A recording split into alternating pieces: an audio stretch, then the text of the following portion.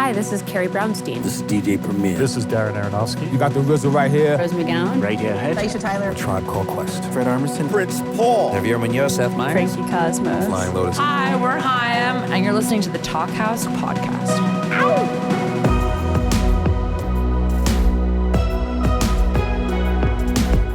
Hello and welcome to the Talkhouse podcast. I'm Josh Modell.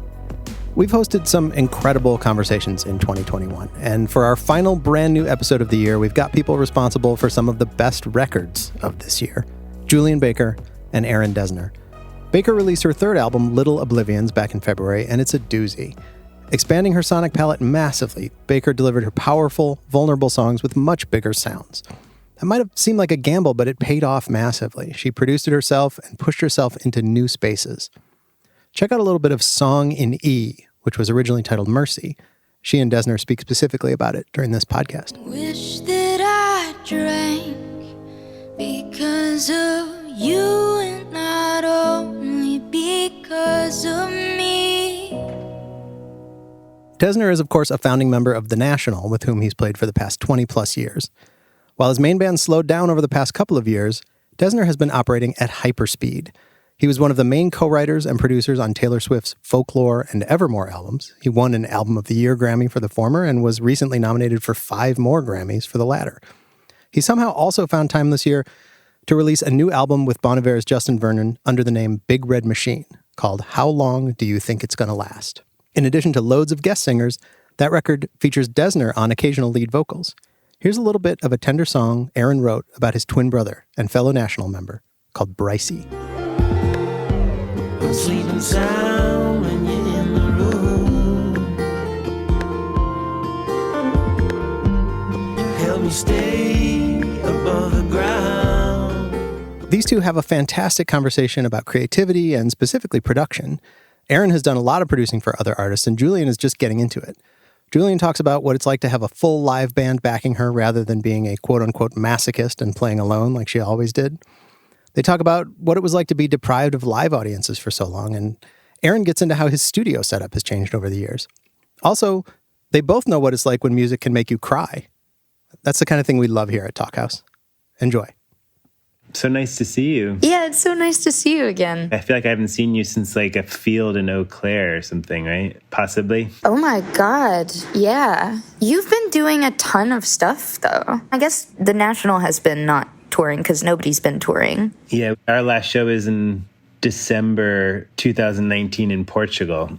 And like, I remember thinking if this was our last show, this is a good one or something. I don't know why I thought that, but we have not played music since then, which is the first time in 20 years, you know. How does that feel? I think we're missing it, but, you know, there's so much wreckage from all the years, good, like not just wreckage, like so much joy and so many things we've done. But towards the end of that, we were running on fumes because we just hadn't had a break, you know, and everybody's, you know, had kids and life happens. And so in a way, it's been good to kind of like step away from it and get off the road. But I'm jealous. I looked at your tour schedule and I was like, she's doing it. It's so, and also just this record is like, I just really want to see you play it. Who's on stage? I just am so curious because it sounds so like gigantic in a great way, like in a way that I find so beautiful and cathartic. Oh, I just want you to come here and teach me how to make it sound like that. Are you kidding me? I would like for you to teach me how to make a record sound like one of your records, but maybe we'll get to exchange that one day. But so you said who's on stage? So it's wild. I don't know, to come back to touring after the pandemic in the way that we have has been incredible, because for so many years I toured completely like alone, or I performed alone, and then there would be like a TM or like a merch person, and then I performed with Camille Faulkner on violin for a long time, and then Aisha Burns on violin as well, but it was always like very sparse. And now there's 5 people in the band. It's me, another guitar. Calvin, who made the record with me, is playing bass and doing like all of his crazy Ableton triggering stuff. And then Matt Gilliam, who is my friend from Memphis. We were in a band together for years when we were in high school. We've been friends for like over a decade, and it's so beautiful to get to play music. Is he playing the drums or he's playing? He's playing the drums. And then Noah Forbes, one of my friends from Nashville, is playing keys. And everybody's just like really passionate. It's just like being on tour with a bunch of gear nerds. I guess that's oversimplifying it to say like gear nerds, but people who just genuinely love music and making sounds and making a show sound good. Yeah. And I can't even describe how much better it is to perform with other people on stage. Once we started playing shows, I was like, why did I do this alone for like 4 years? Like, that was kind of a masochist move to just be the only person responsible for making sounds on stage, and then if something goes wrong, you're alone.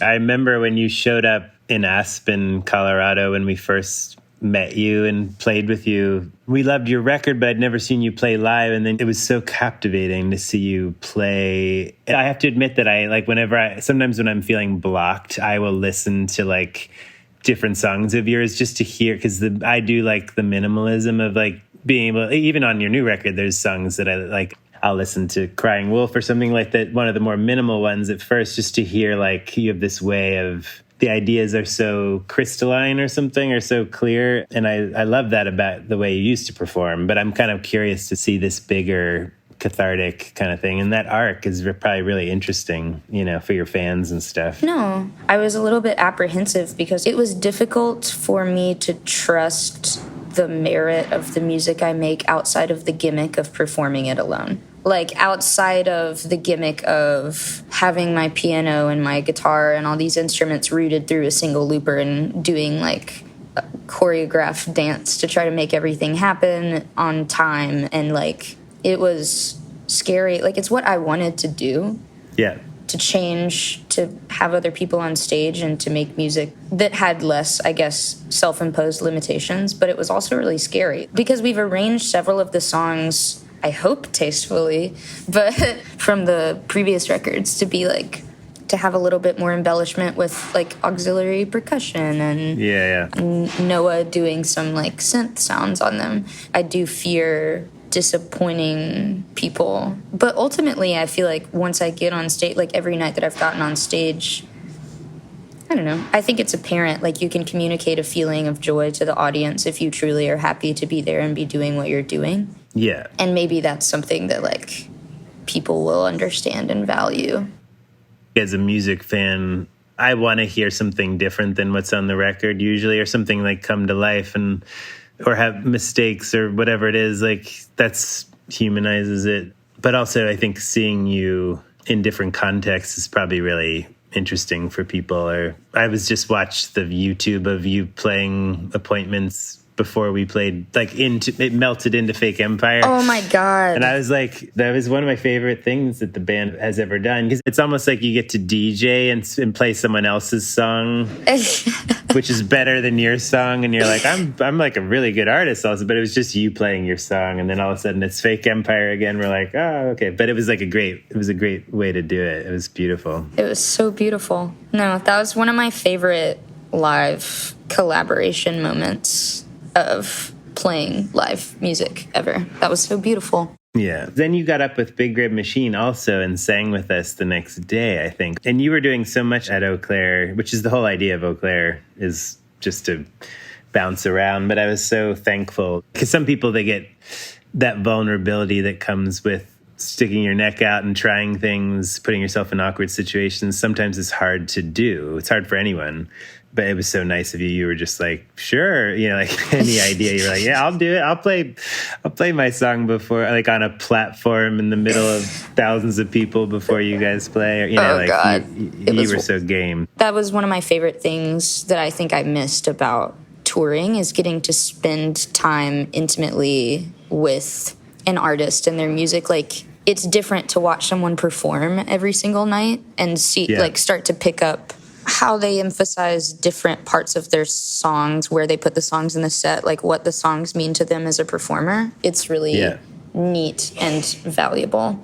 You've been producing a ton of stuff over the pandemic more because, I mean, in a much like in a much more scaled down way. I feel like I also experienced that, where like I wasn't focusing on performing. I like switched my brain completely into like living in my Logic demos and trying to watch tutorials about like how to mix and produce things, especially with Big Red Machine. Like I was going to ask you, having both of those skill sets, like how much do you write in the room and how much do you let like piece songs together? I feel like I've gotten good at both. Like I still have the discipline of trying to structure music in a way that I find compelling from the beginning, because that's always been the way that I make national music or whatever music, is like to try to make something that I would listen to without any words or melody, like any vocal melodies, because that's generally, I've been like a ventriloquist living through other people's voices. Like inspiring someone else to sing has been what I've tried to do with Matt and tried to do with other people. Obviously now sometimes I sing myself, but there is something where when you write music that you can tell has you would know this too, like where you can feel like, oh, there's something there and you know it. I still have that, but then as I've gotten better and more sort of facile with software and stuff, and I've seen other people work a lot and how Justin Vernon works, or how John Lowe, who I work with a lot, works, like you start to see other people's tricks.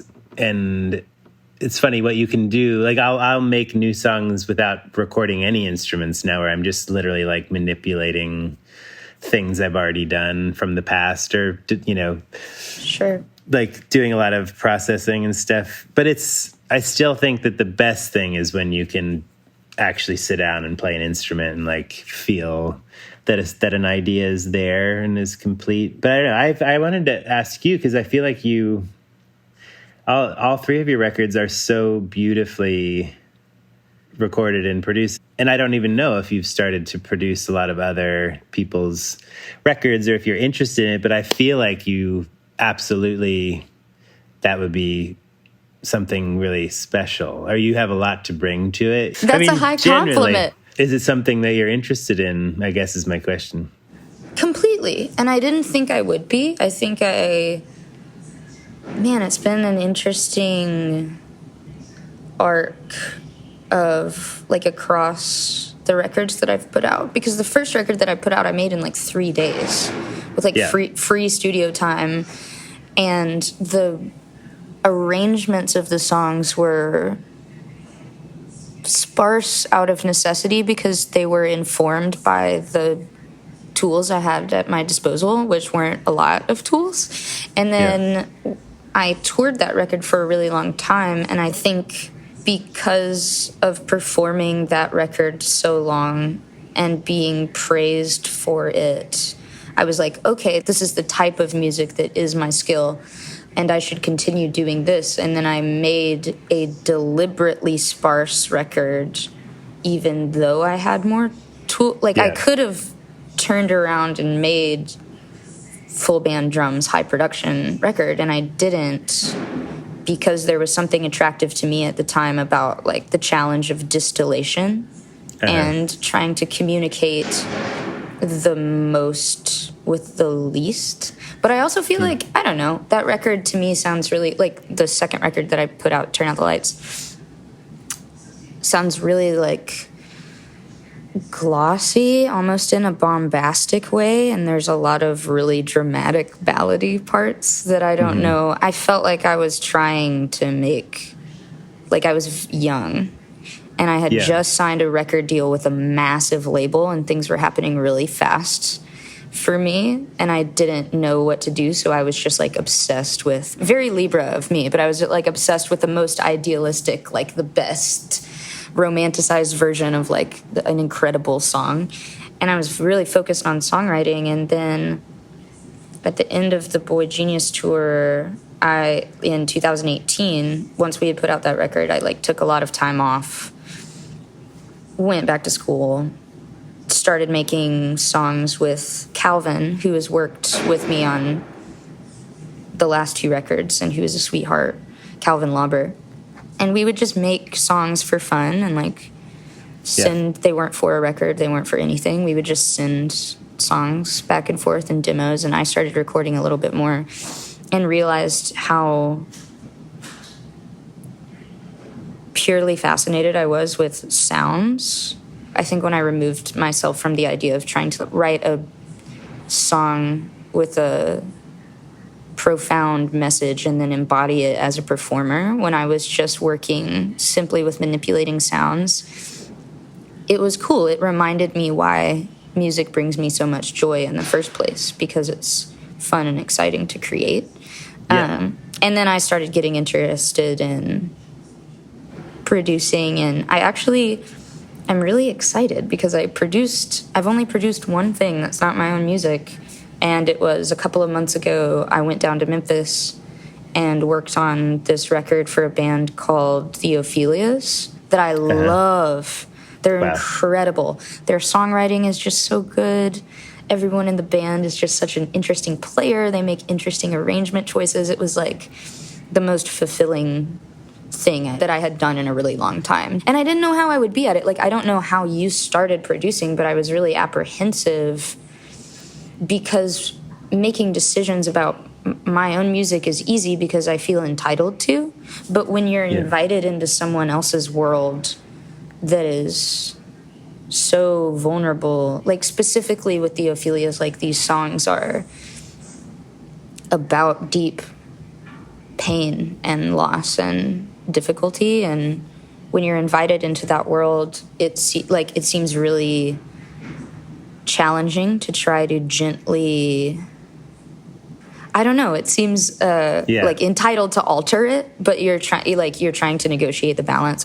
To be honest, that's what I would be interested about in terms of you as a producer, because you're an artist that makes your own formidable songs. So there's so much there in terms of what you're making, but then you have the sensitivity because of how you understand that process of like how vulnerable and difficult it is to actually finish anything or to be honest in a song and say things that you want to say. Then when you go work with, like you said, the Ophelias, you're able to kind of come in without like a capital, some producers, I feel like there's different kinds. Some come more from a technical background, some from a more musical background. Some people don't have a distinct identity as songwriters outside of it. So in a way, it allows them more freedom. I think you and I might be similar in the sense that because people know our music in other ways. Like if you produce something, like your fingerprint might be more recognizable maybe than someone else who doesn't. I learn so much every time I do it. And I can only really produce records when I feel like I could really help, or if it's coming from a place of friendship. I don't feel like I do it just as a job or something. Sharon Van Etten was the first record that I produced outside of the National, and that was literally just like Justin and Bryce and I had covered her song Love More in Cincinnati in 2008 or 9 at this festival Bryce has called Music Now, and Sharon saw it and she like reached out and said hi, and then she just literally came over in Brooklyn to my garage and we just started tinkering around. We never really had a discussion like, hey, do you want to produce my record? It was more just like we worked together for a year and then made Tramp over, just so in between. I guess what my favorite thing about producing records is then you become the friendships you make and the way you become part of community. It's like, it's the same thing with touring or whatever. I just realized that I think we saw each other at the Frightened Rabbit benefit or tribute after Eau Claire, which reminds me of like other records I've produced and like community. And that's right, because you did Painting of a Panic Attack. Yeah. So anyways, I've been lucky to produce lots of records now, but it's funny because it still feels like each time you do it, it's like every time, how that feeling of like, no matter how many songs you've made, it still feels like you haven't made any at all. Oh my God. Yeah. So I feel like even I'm sitting in like a kind of fancy studio, but like, I don't really, it's like, it can be intimidating some mornings. You're like, I don't know. I don't know what to do. But I've always tried to tread this balance carefully of like, when you have the resources to, I don't know, build a crazy fancy studio in your house or like buy a sick piece of gear, like a cool microphone. I had this experience I was like, excuse me, I shouldn't swear on this podcast. I was like screwing around on Logic for literally 2 years, trying to like make little demos and stuff, but I wouldn't buy or install any plugins because I was like, I'm not a real engineer. I dropped out of audio school. I only know how to do live sound barely. And so I was like, I'm not going to buy these. And then I just like asked Calvin, who I was like, just shoot me some links for some things I could get. And I got like a handful of really interesting tools that were just like the basics. And it made me more excited about recording because I had capabilities I didn't know existed. Yeah. And I was like, why did I deprive myself? Like, I didn't give myself tools because I didn't think that I had the skill for them, but there's no way for me to acquire the skill without the tools. That might not be a question. That's just like a sentiment. We made the early national records in really difficult, sort of terrible technical situations. Like Alligator we made on a flooded old PV board in a basement in Red Hook, Brooklyn. But then most of it we actually recorded in my sister's attic on like one little interface. And the same with Boxer. We recorded in a better studio, Boxer, but then we undid it all because we didn't like how it sounded and recorded it in my attic. I love which was that. Also in Brooklyn. And because we were kind of, it was that sort of like thing. You don't want it to sound too good or something, or if it sounds too shiny or too, then sure. It's like sometimes when a record is too pristine, it feels plastic or like trying too hard. But then after Boxer, I built the studio. We built, our little garage studio that I had in Ditmas Park, Brooklyn, that had the same pattern on the walls that I have upstate. But it was like this. Really, it was 400 square feet, and we packed in there and made so many. We made High Violet, and we made a lot of Trouble Find Me, and we made like Sharon's Tramp record, and like all the records that I made over between 2008 and 2016 or something. And honestly, it was the best decision. It didn't cost very much money. It was very DIY, but it was like I finally had a space with enough stuff in it to really experiment and be creative. It was like an instrument, like getting yourself a new guitar that inspires you or whatever. And then when I moved upstate, I did it again, just on a bigger level, where I blew up the garage into like kind of a church or a barn or something. And again, like then the first thing that we did was we made Sleep Well Beast in it. And then, both Big Red Machine records and all the whatever Taylor records. There's something to be said for being in a space that inspires you. So if you're lucky enough to have the ability to do it, it's almost like self-care or something. Like I talked to Justin Vernon a lot about this because he's also built himself a place to work, and he collects a lot of gear, and so we trade ideas about that. And for me, it's literally like if I get a guitar or some instrument that is new, I feel like that instrument has songs in it or has things in it that I can like pull out of it. So sometimes when I'm stuck, it is literally like I just try to find a sound. We call them starters, like find something that like sparks for you. Sure. So, but I was doing it. I was like listening, like preparing for this interview. I've been listening to you, and last night I just blasted the whole record like really loud in the studio, and I was playing along on piano. And like this morning, I feel inspired. Like hopefully I won't like steal your songs, but it was funny because I was like, just the simple thing of like connecting to someone else's music in a beautiful space is sometimes all you need to kind of like break through. Honestly, I've done it with the National a ton. Like I was listening to Easy to Find so much while we were making this record, and it made me think about things like, not like I would like lifting an entire lyric or like a riff, but I would be like, oh God, that snare sound is incredible. Yeah. Or like what if this guitar sound was uglier? Or like, what if it was dry? Like, for the first time ever, I was just like, oh my God, maybe if I had just recorded a guitar track that wasn't soaked in 5 reverbs, that would sound cool. Yeah. But, and also like what you were saying with the having your own space in the house that I'm in. I have a little home attic studio with a Cool. 2-input interface, and it's just like baby studio, but it's made all the difference to not live my life and like eat my dinner and sleep where all my work stuff is. When you're home, do you feel pressure to be creative, or can you take the time to like fill the well or whatever, just space out? I'm a huge fan of Ben Gibbard's songwriting, and on the record Thank You for Today, I wrote a little Talkhouse write-up about it, and I read a lot of like interviews about the process of them going to the studio and writing every day as a practice. There have been times in my life where I felt pressured to create, where I felt pressured to do something meaningful or to get like significant work done on writing a song or editing a demo or just like skill grinding. But I think, that's just a symptom of living in a society that really prioritizes and values productivity and optimization, which I'm starting to be better about reminding myself that that's unhealthy.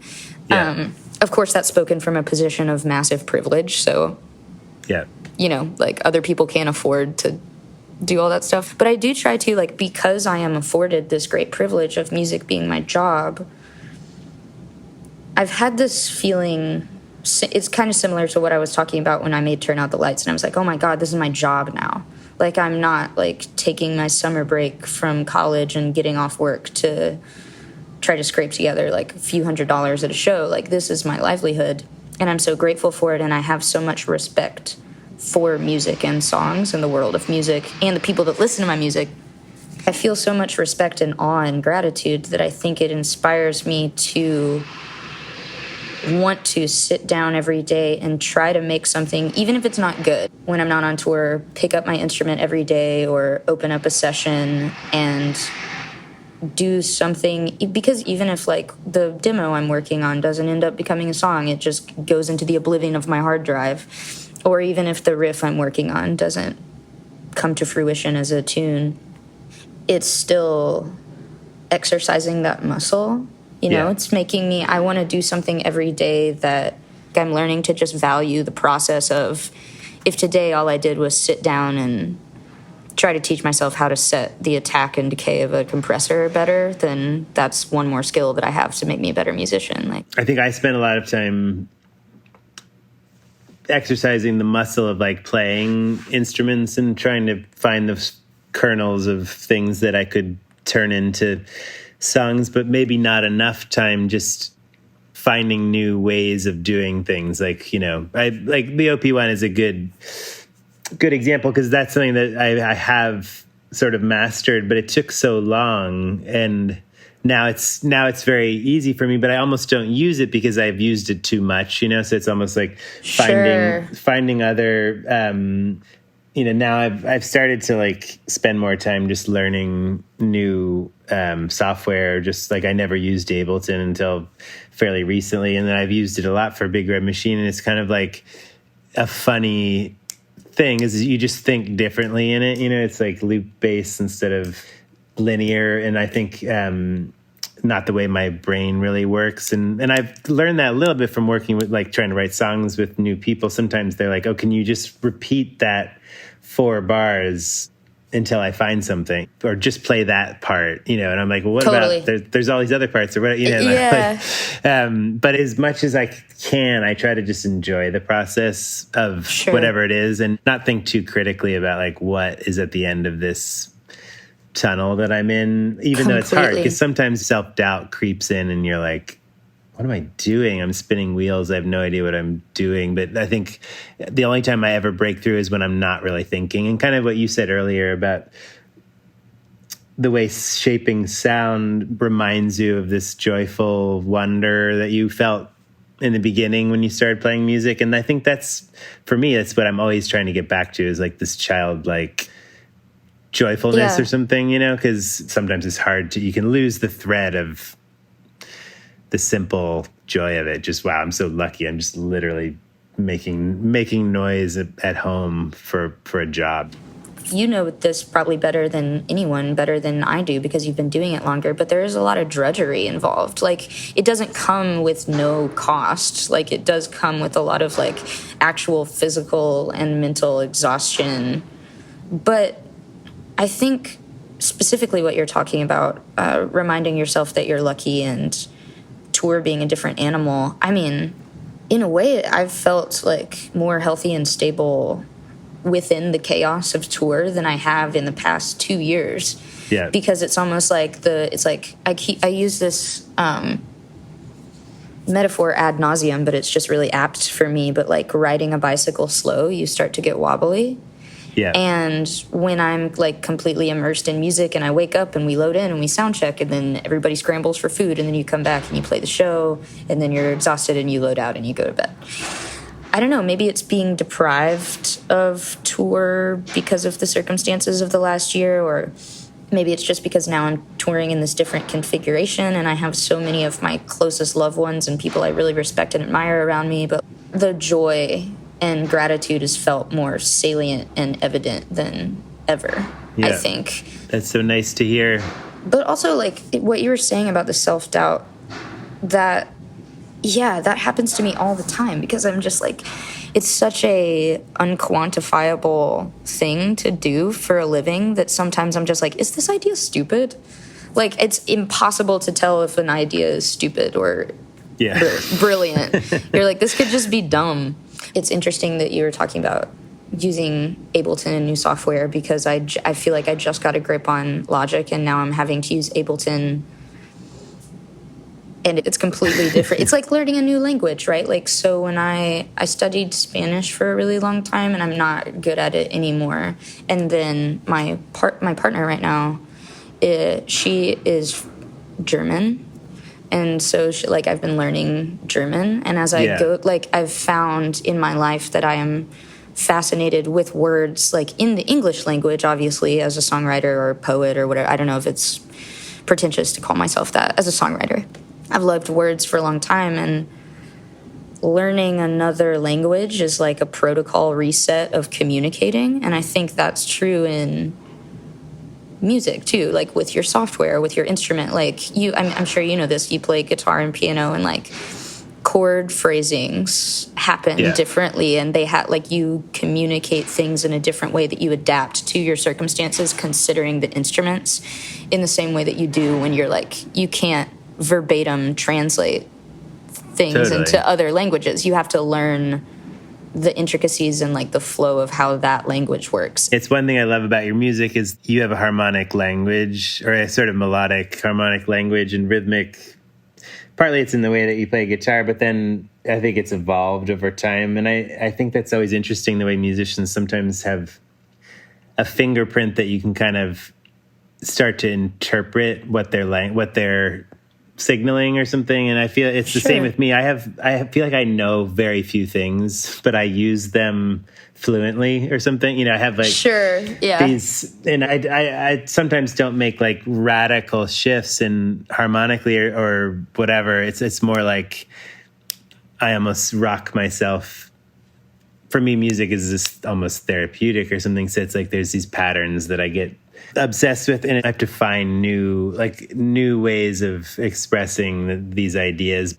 I'm not forcing it, basically. Well, sure. And I feel like that's related to what you're saying of just when you're learning anything, it's like it's good for your brain, basically. Yeah. I do love that you're learning another language, and you're such a gifted writer. I actually do want to ask you, like, there's the first time, this is months ago when I first heard Little Oblivions, and I was riding in the car with my wife, and Stina is her name, and she's amazing. But we were sometimes, when I'm driving, if I hear something and I don't want to forget it, she'll write it down for me.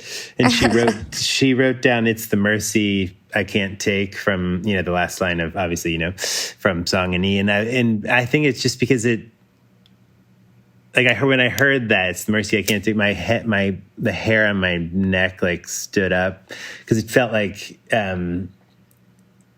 it was one of those lines where I hadn't fully processed its meaning within the context of the song, but I felt like there's this feeling in it that felt very close to things I was going through or have been through in the past. I assume you play that song right now. Yes. When you sing it, does it still mean the same thing to you as when you wrote it, or is it now taking on like a communal feeling? That thing where people listen to your songs and it means something else to them somehow? Sure. And then you kind of allow yourself to see the song in a new context through somebody else's experience. I remember writing that song and I sent it to Phoebe and Lucy, and I was like, this is the first song I've finished in a while that I'm really proud of. And it was an early song. It was like one of the first ones that I wrote that would be for this most recent record. So I'm glad you like it. Yeah, that song is really special to me. And I don't usually speak about my music in this way because I don't like to praise or critique it. I just want to let it be what it is without adding another layer of self-analysis. But yeah. I feel like the songs I feel best about and I am most proud of months and years out from when I write them are ones that are born of like an impulsive or an intrusive thought that I then build a song of other true thoughts around, instead of starting with a concept or a feeling or like a poetic theme of imagery and trying to construct it in an artistic way. There's a couple of songs that I've written that are like that are more conceptual, and they're okay songs, but I find the ones that mean the most to me and the ones that I can connect with and channel most, even live, are the ones that are just like born out of a conversation that I've had with a person earlier that day or something. Like, and I find that that's true of a lot of my songs, that a lot of, especially on this record, it's just like all of Favor is just about a conversation that I had in a car with someone.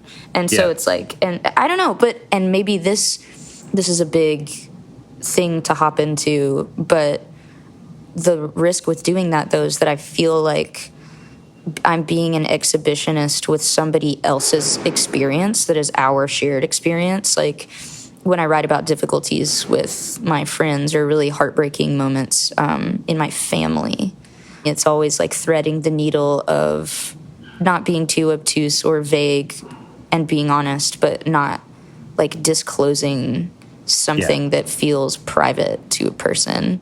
But even though that's kind of the entirety of my music, unfortunately. Yeah.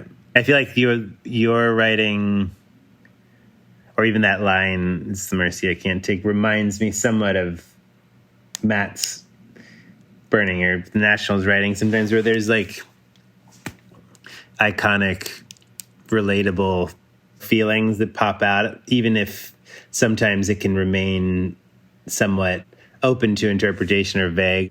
I had that experience at least with the Big Red Machine record, because some of it is like intensely personal in terms of what it's actually about. But I've tried to not be too blunt or too clear with certain things, because I didn't want to hurt anyone or make it, it's like a lot of the songs that are more painful to me lyrically or what they're actually about, like I tried to in some way blur them so that they're maybe about more than one thing or more than one person or an idea of a person. I find myself doing that too, or like distilling several experiences or several conversations down into a semi-fictionalized but accurate representation of an existing dynamic with a person.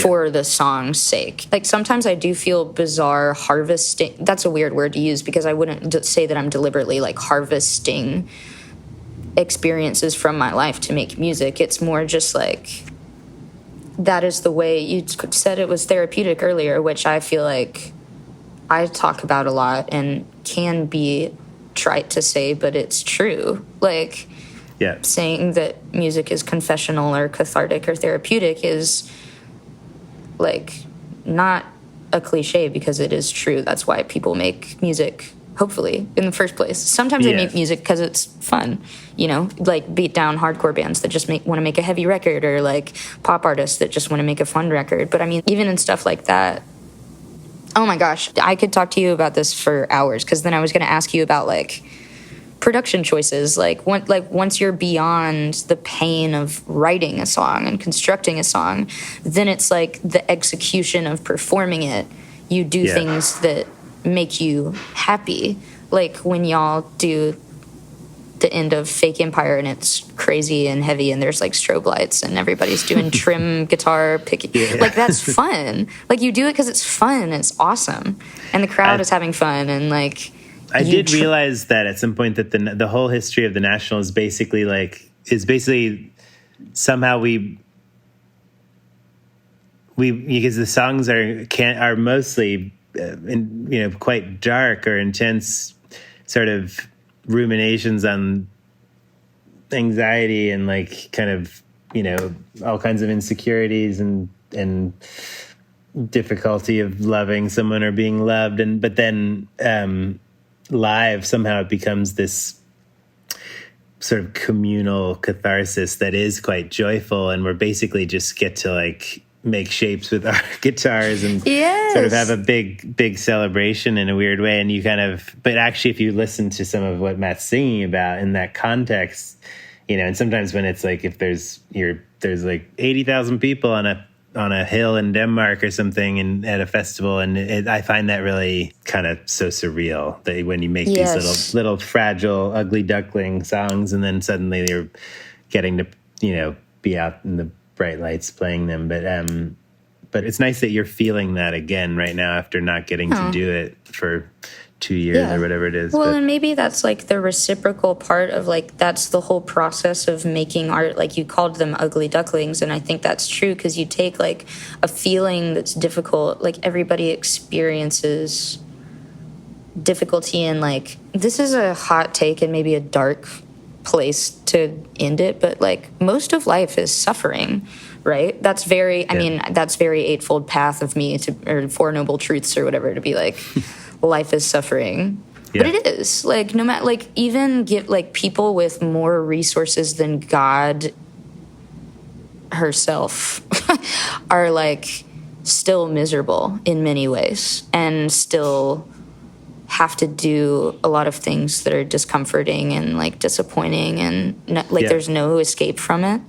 And so I'm going to use the word magical, even though it's corny, but the thing that is so like magical about making art is that once you like, it is the process of alchemy with bad feelings, turning them into something that can be celebrated. I feel like I used to go to a really dark place on stage because I was all alone singing about addiction and sadness and whatever, depression, and like now what you're describing, like being witnessed by people and like bearing witness to each other, is something that I can actually be joyful about and celebrate, and it doesn't seem so backwards to me now to be like beaming, smiling in front of however many, like 800,000 people singing dark lyrics to you. Yeah. It's such a strange kind of part of being an artist. Like you're navigating through and narrating intense, dark, emotional things in your songs, but then to actually watch it transform in a way into this joyful kind of communal catharsis, so but that's what we've experienced also. And I felt that about Boy Genius, just this kind of like weirdly how cathartic those songs are, even though they're also can be dark. But I think that I think Justin and I felt that about Big Red Machine in a way. I think we started it just to basically be able to have an excuse to improvise in these collaborative festivals that we were doing. But then suddenly songs started to emerge, and the songs you find sometimes we'll start crying when we're making stuff, or like there'll be a moment of tears and you're like, weird, this is this like weird emotional life raft we're on or something together, you know, Yeah. which is kind of like songwriting. But I don't know, when you're crying and you're making a song, like, that's evident to people who, like, kids that are just, like, sitting in their car, or not kids, or, like, adults, or people at any walk of life. Like, after every show, we get on the bus, and then, like, me and Matt just play each other's songs, and our whole conversation consists of, like, man, this song is great.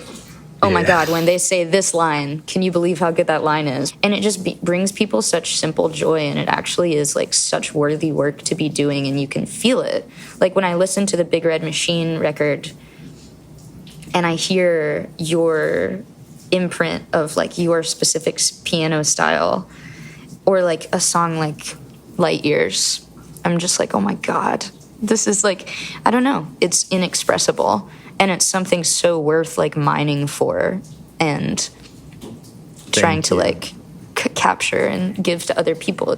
I know what you mean, but it's like when you can actually touch the music somehow, whether it's, and it feels visceral, and that's, you know, that's also probably what you're interested in, or one of the reasons why you started to produce and record so much is just that weird chase of, like, trying to, because sometimes it's easy and sometimes it's elusive, you know? Yeah, totally. But anyways, I wish I could come to a concert. Oh my gosh, I know. There will be a time. There will be a time and a place for it. And if you want to come here and, like, take apart your crazy Euro rack guitar pedals and figure it out here, you're welcome to anytime, because, like, I need some instruction. Yes, I would be happy to. Let's do it for sure. Yeah, it would be fun. Let's get together sometime, because honestly, I didn't ask you enough about your record, so it sounds fucking incredible. Thank you. I'm sure Calvin will be happy to hear that too. Cool. But thank you so much for talking to me today. I'm going to scoot.